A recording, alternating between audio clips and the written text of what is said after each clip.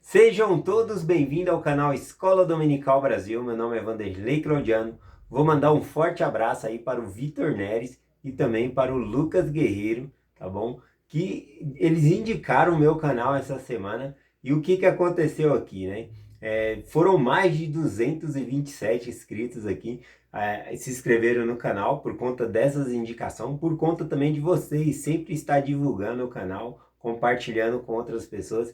Então essa semana aqui chegou a 3.000 inscritos. Muito obrigado pela ajuda de todos vocês. Um forte abraço aí para o Vitor Neres e também o Lucas Guerreiro que indicaram aqui o canal. Muito obrigado aí de coração, tá bom? Tô muito feliz. Esse canal aqui, né, eu já falo logo, ele não é meu, tá bom? Esse canal aqui, ele é do Senhor. Ele é nosso, né? É o Senhor que está no comando aqui. Eu sempre busco aqui o que eu devo compartilhar com vocês. Eu já não sei qual vai ser a mensagem de amanhã, por exemplo. Então eu quero fazer todos vocês bem-vindos que entraram no canal aqui, né? Vou falar um pouquinho como funciona aqui, né? Sempre no final da mensagem eu digo até amanhã. E vocês, se forem escrever algum comentário aqui no canal, no Escola Dominical Brasil, escreva essa frase, até amanhã. Porque isso é um compromisso de que amanhã nós estaremos juntos novamente estudando as Escrituras.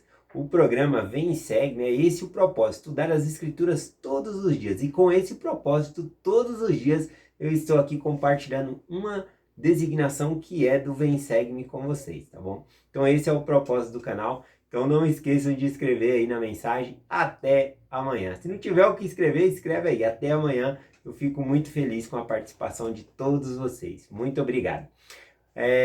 Eu vou ler aqui 3 mensagens rapidinho no canal aqui que enviaram.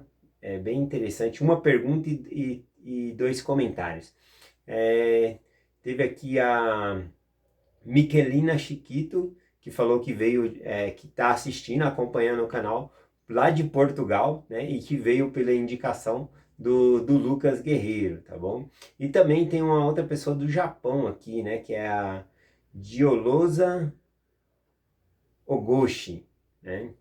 Diolosa Ogoshi. Ela também acompanha lá do Japão, né? E veio também pela indicação do Videira Verdadeira aí, tá bom? Gratidão, sejam todos bem-vindos.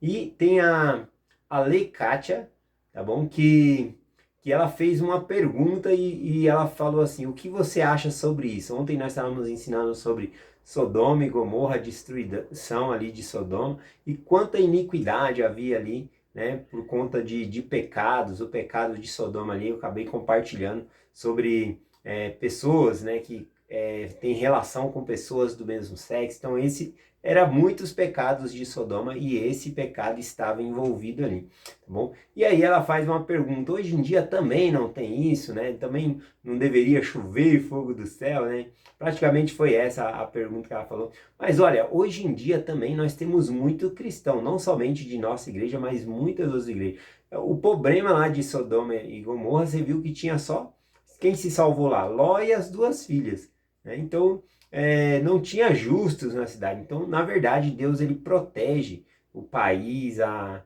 cidade, quando nós somos justos, tá bom? Quer melhorar o Brasil aí? O problema do Brasil não é os políticos, tá bom? O problema do Brasil é o povo. Nós temos que guardar os mandamentos de Deus, que Deus ele vai derramar as bênçãos sobre o país, tá bom? Mas já que você perguntou aqui o que eu acho, né, do pecado, como era naquela época e de hoje, né, acredito que algumas observações dá para fazer. Por exemplo, nas escrituras aqui, a gente consegue observar, principalmente na lei de Moisés ali, que se uma pessoa, né, tivesse relação, né, sexual com um animal, por exemplo, o povo iria apedrejar tanto o animal, que nem tinha culpa de nada, né, e a pessoa que praticou esse ato com o animal ali. Então era morto ali o animal e a pessoa que fizesse esse ato, né?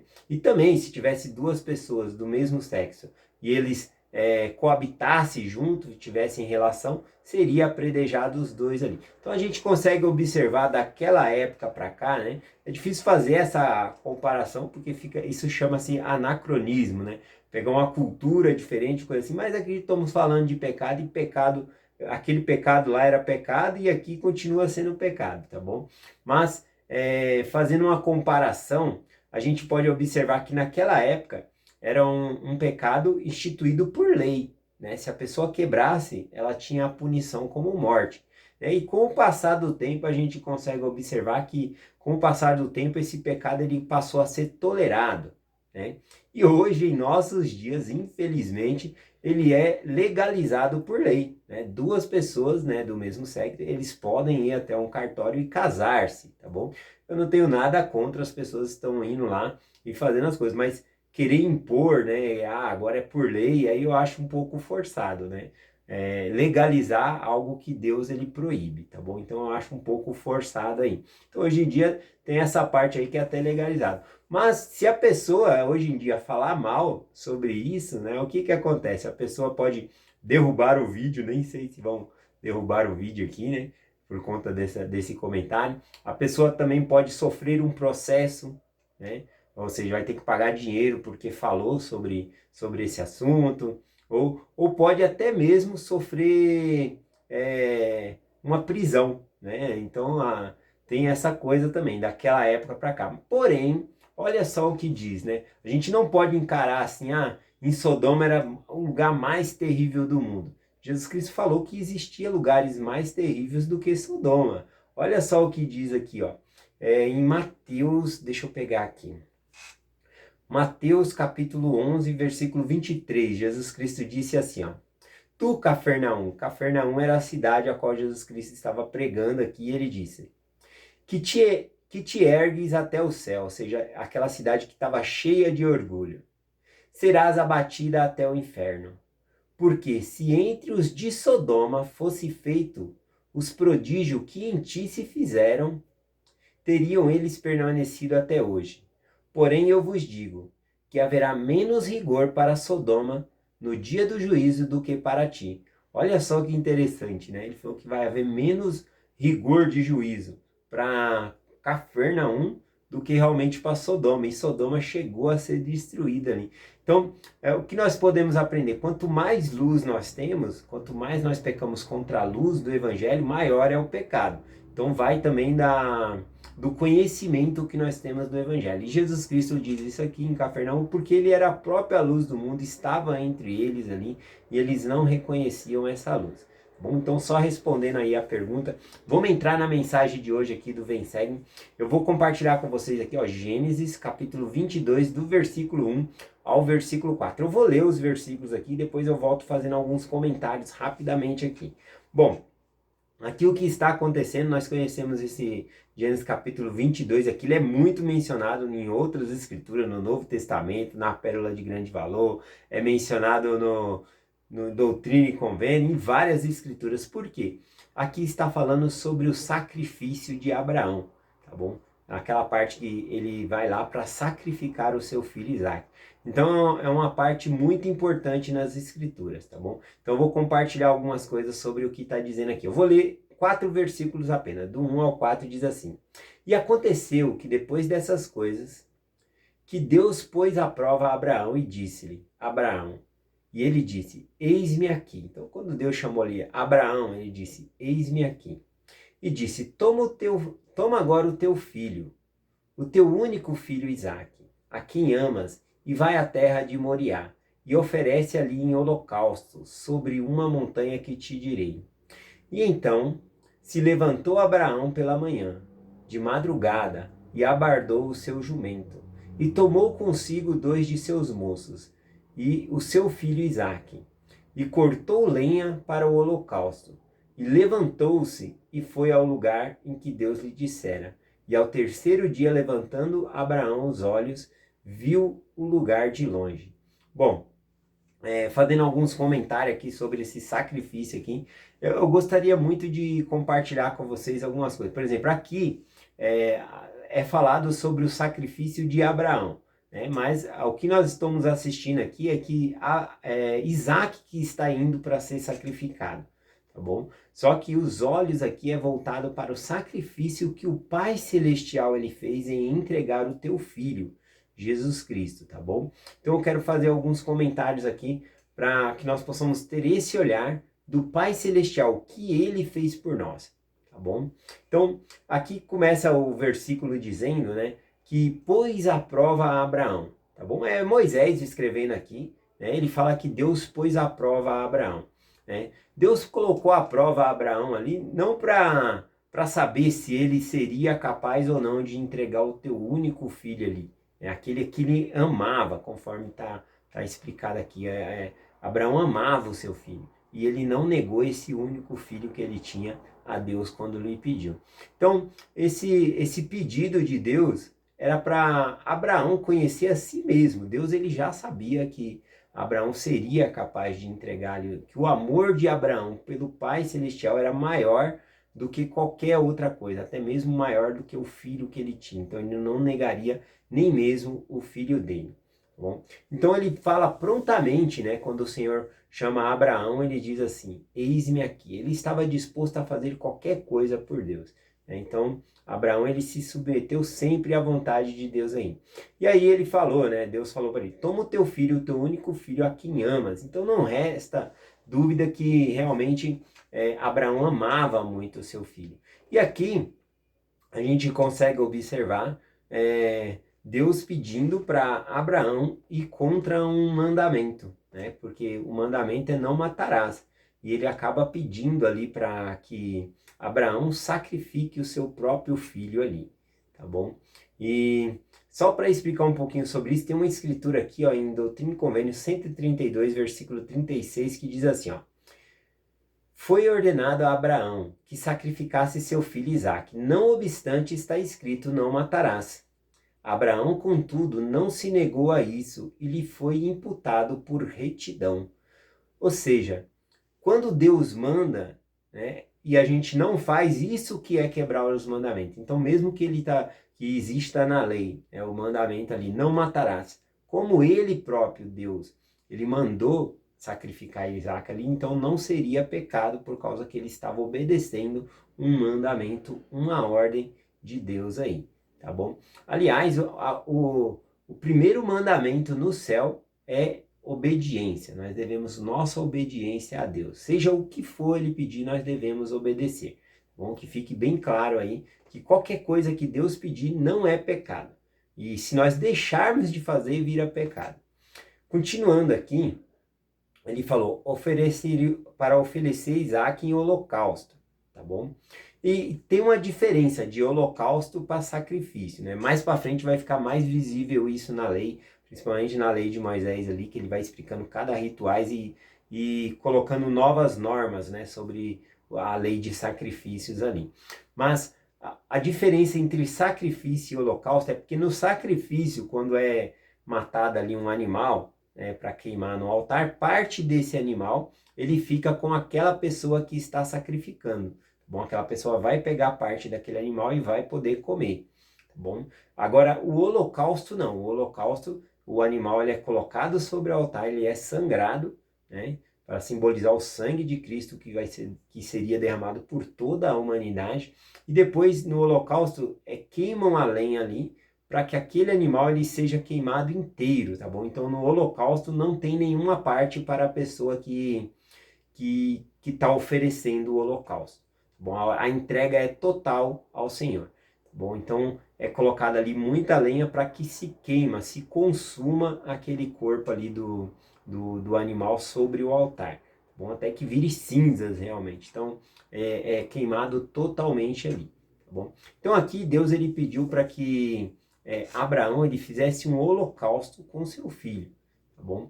Então foi esse o pedido aqui que Deus ele fez a Abraão. Então, eu gostaria de ressaltar que Abraão, ele era tão obediente a Deus, que ele recebeu essa ordem à noite, e de madrugada ele já se levanta.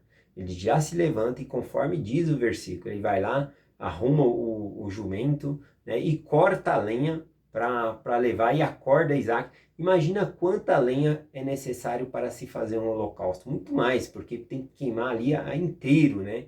E no caso ali era Isaac, então ele tinha que ter bastante lenha ali, ele coloca sobre o animal para fazer esse holocausto e ele vai seguindo ali a viagem, né? Então é interessante que Abraão ele não se demora a fazer o que Deus ele pediu, né? embora o grande amor que ele tenha por Isaac, ele vai imediatamente, como diz a escritura aqui, de madrugada ele já começa a preparar as coisas para fazer esse holocausto para Caim. Então ele abarda o jumento, coloca a lenha sobre o altar e vai. O versículo também diz, né, que ao terceiro dia se levantou Abraão os olhos e viu o lugar de longe, a qual o Senhor tinha falado que era a montanha Moriá, né? Então olha só que interessante, diz que ele levantou os olhos e durante 3 dias, imagina isso na cabeça de Abraão, durante 3 dias ele pensando, nossa, eu vou até lá e vou sacrificar o meu filho Isaac. Né? E nós não vemos mencionado nas escrituras alguma recusa dele, dizendo eu não vou fazer, eu não quero. A gente sabe que ele está triste. O próprio escritura aqui diz que ele ergueu os olhos porque ele estava cabisbaixo, ele estava olhando para o chão realmente. E de longe ele olhou. E foram 3 dias de viagem para chegar até o local ali. Né? Então eu queria compartilhar hoje com vocês isso, sobre o sacrifício que Deus ele fez em entregar o seu filho. Né? Tem o sacrifício de Cristo, a expiação, mas tem também o sacrifício de seu próprio Pai, ao entregar o seu filho ali em sacrifício. E é com esse olhar que eu quero compartilhar 2 versículos com vocês no livro de Mormon, tá bom? Aqui em Moroni, capítulo 10, o versículo 32 e o 33 fala sobre a graça. A graça o que é, né? A graça é o sacrifício, é a expiação, né? Só que aqui está falando sobre a graça do Pai Celestial, o sacrifício que o Pai Celestial fez em entregar o seu Filho. Bom, eu vou ler o versículo aqui e eu acho que fica bem claro aqui quando ele fala assim: pela graça de Deus podeis ser perfeito em Cristo. Então ele mostra que é Deus o Pai entregando o seu Filho Jesus Cristo para que nós possamos ser perfeitos, para que nós possamos voltar à presença dele. Foi necessário ele entregar o seu Filho. Eu vou ler aqui, né? O versículo ele fala: vinde a Cristo e sede aperfeiçoados nele, e negai-vos a toda iniquidade. E se vos negardes a toda iniquidade e amardes a Deus com todo o vosso poder, mente e força, então a sua graça vos será suficiente. E aí começa a parte que separa, eu acredito aqui, o sacrifício do Pai e do Filho. E diz assim, ó: e por sua graça podeis ser perfeitos em Cristo. E se pela graça de Deus fordes perfeitos em Cristo, não podereis de modo algum negar o poder de Deus. E novamente, se pela graça de Deus fordes perfeito em Cristo, e não negardes o seu poder, então sereis santificados em Cristo, pela graça de Deus, por meio do derramamento do sangue de Cristo, que está no convênio do Pai, para a remissão de vossos pecados, a fim de que vos torneis santo sem mácula. Bom, um outro versículo muito conhecido nas escrituras aqui, que é no Novo Testamento, é João, capítulo 3, versículo 16, que é com o qual eu termino a minha mensagem de hoje, compartilhando aqui sobre essa parte do sacrifício do Pai Celestial ao entregar o seu Filho, né? O versículo diz assim: porque Deus amou o mundo de tal maneira que deu seu Filho unigênito, para que todo aquele que nele crê não pereça, mas tenha a vida eterna. Então Deus, ele amou o mundo de tal maneira que deu o teu Filho unigênito, para que todo aquele que nele crê não pereça, mas tenha a vida eterna. Então Deus, ele ofereceu o seu Filho. O amor que Deus ele tem por nós, ele ofereceu o seu Filho, teu único Filho. Quando diz o teu único Filho aqui, é porque ele é o unigênito do Pai, ele é o único Filho que poderia fazer esse sacrifício. Nascido diretamente de Deus o Pai com uma mãe mortal. Então ele é o único Filho de Deus nesse sentido, ele é o unigênito do Pai. Todos nós somos filhos de Deus. E por nos amar, ele vai lá e entrega, né, o seu Filho por amor a nós, para que nós possamos ser salvos.